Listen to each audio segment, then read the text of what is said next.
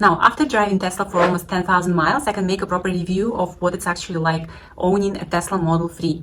I love this car a lot. It's a much better car than BMW i3 electric car that we also own. It's much better than Lexus NX 200 that we used to own. It's much better than Acura SUV that we used to own, or any other BMW car out there. We got to drive quite a few different car models prior to owning Tesla. Because every time we would go travel, we would rent a car just to try it out and see if we like the model and if we like the car. And if we do, maybe we will consider buying it. But so far, Tesla just blows your mind off. It's just such a great car to drive. By the way, if you're thinking about buying Tesla Model 3, check out my video where I talk about buying or getting Tesla Model 3 for free. There is still a few odd things about Tesla and a few warnings that I want to share with you before you buy one. I'm sure some of you might have seen horror stories about huge gaps, body and panel gaps, and making noise, flimsy doors, paints coming off, and scratches. Well, it's not quite true. I think some of these reviews or some of these videos might just, they're trying to get some views, and I did not see anything like that in our car, honestly. One of our friends was in the market to buy a car at the time when we ordered our Tesla, and he sent us some pictures and he said, oh guys, you must be crazy, the car is not that good, so lots of flaws. But we decided not to just ignore it, and we were a little bit worried when the car came. We checked all the doors, all the panels, just everything, just to make sure that the car doesn't have any flaws or any of that, and it did not. I can reassure you, the car was perfect. Everything worked fine, and we didn't have any issues with the car. After driving the car for a while, I did notice a weird noise coming out of the screen, like a little fluke, but I figured out that it was just the car overheating on the sun. We have a lot of sun here in California, so the moment you're inside the car, you turn on the air conditioner, it goes away, you cannot hear it anymore when you're driving. The roof of the car is made of glass, which makes the car overheat a little bit. It makes you and the car kind of hot in the summer. So this is not as bad as I thought it would be, and there is also a very cool function where you can turn up your air conditioner inside the car before you get to the car from your Tesla app on the phone. Isn't it cool? I think it's awesome. I think Tesla Model 3 has a significant tint on the glass roof as well to prevent you from burning in the sun, which is very thoughtful of Tesla engineers. Thank you guys. The very first Tesla models, Model S, didn't have much of the tint on the roof. I know that for sure because my neighbors had two Tesla cars back in 2015. They had an X and an S model, and they always wore a hat inside the car, and I was like, what? When I asked them about the car and why they were, I didn't ask them about the hat, but I did ask them about the car, and they told me that yes, the car is great. The only flaw is that it gives them sunburns when they're inside the car driving, so they have to wear a hat. That was back 5 years ago. Nowadays, no one wears a hat inside Tesla, I promise. We have many Teslas here in California. Nobody's wearing any hats inside the car. So back to Tesla Model 3. Besides some overheating problems, I did not notice any issues with the car. Some people praise the car a lot, but I want to talk about the disadvantages of owning an electric car. And the first one is supercharging. I'm going to be very critical of this one because it's very important. I've been in situations where I would come to a supercharger and it's full. Like, there are so many, way too many Teslas in the part where I live. I live in west side of Los Angeles, and we only have 2 supercharger stations here, and it gets very packed after 5 p.m. So prior to ordering your Tesla, check if there are any supercharger stations available and if you can actually charge the car.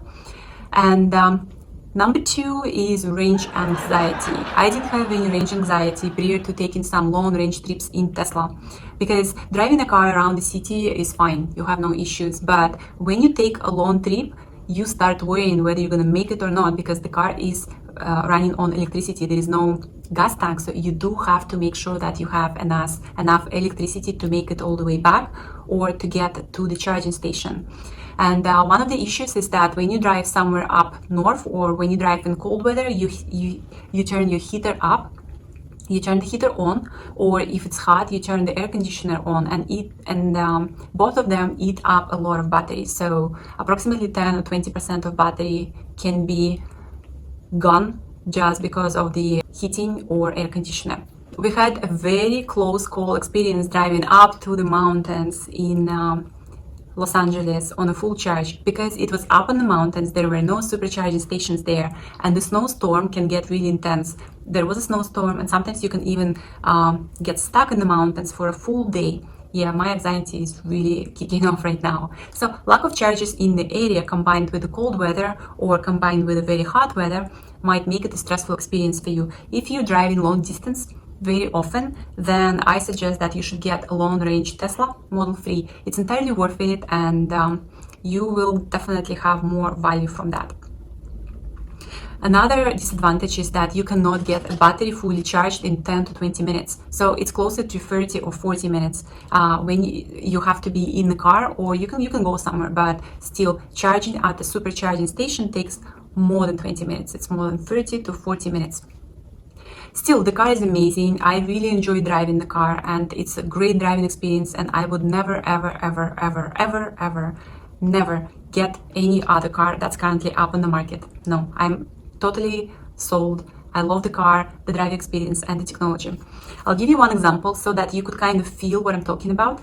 So think old traditional BlackBerry phone and Apple phone. If you used to have an old BlackBerry phone with all the buttons, and then you switch to a new shiny modern iPhone with no buttons, would you switch back to an old button dial phone? No, I don't think so. That's exactly what it feels like driving a regular gas car after driving Tesla. Because we have two cars, we have Tesla and BMW i3. i3 is also an electric car. By the way, the car costs $45,000 when it's a new car. It's incredible. It's just, I don't know why it costs that much, because it's not a good car. It's not a good car. The battery lasts 70 miles only. It's a small battery. I do have a gas tank in the car. So, but yeah, good luck driving to Las Vegas or even San Diego, which is 200 miles away, in BMW i3. No, that's just not doable. So also another big issue with BMW is that the car is always locked. Even if you use the key and you open the door, it only opens one door. And if you need to get something from the trunk, you have to get the key again. You have to get the key out, you have to find the button, and you have to click it. Compared to Tesla, Tesla will open the doors for you. Tesla doesn't have any specific key as such. The key looks more like a small credit card. You keep it in your wallet, and your car is wirelessly connected to a Tesla Apple app on your mobile phone. So whenever it's a Bluetooth connection, so whenever you come to the car will automatically open up for you. So you don't have to get the key out. You don't use the key at all, as long as you have your phone with you. It is painful. It's painful to drive another car with a ton of teeny tiny small buttons in the car after driving Tesla. Seriously, because you get used to having just one display with all the functions on the display. Also, navigating from your phone, a small screen, is a nightmare after driving Tesla, where you can actually see a big map, you can see where you're going, and your map is right in front of you. With the phone is attached to my dashboard in BMW, and it always falls, and I have to really look where I'm going. This is just don't start me on that. This is so not Tesla. By the way, if you're thinking about buying Tesla, check out my video where I talk about buying Tesla for free or getting Tesla for free with $0 monthly payment. It comes to $0 monthly, and I think the video is great, and it will help you make your decision.